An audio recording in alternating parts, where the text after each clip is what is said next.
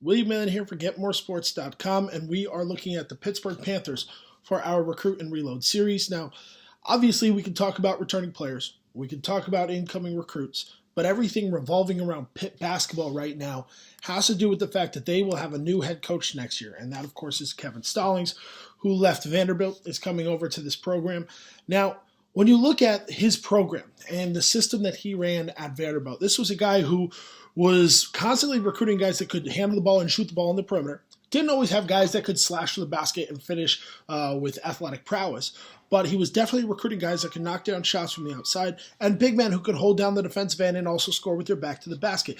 Now that he's at Pittsburgh, he's walking into a situation that a lot of first-year coaches don't have the benefit of. So many times when you talk about stars and their head coach leaves, they leave, whether it be for transferring or maybe they're going to the NBA, whatever it is. But he's got Michael Young and John Millardis coming back for their senior seasons, a duo that combined for nearly 30 points a game this season and should do that once again as seniors. I mean, you want to talk about a core, you've got a core right there.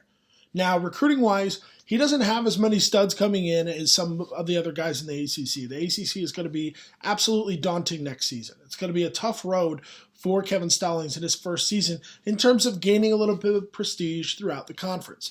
But he's got one of the better two-headed monsters in the ACC. He will be going up against loaded conference that will give him some benefits in terms of the RPI, in terms of his strength of schedule. When you're talking about an NCAA tournament profile, I don't necessarily expect Pitt to be right in the thick of things come the end of the season. I think there will be growing pains, but for any first-year coach, if you can turn a little bit of success out with the returners that you have, it bodes well for your future. Definitely going to be interesting to watch Pitt next season.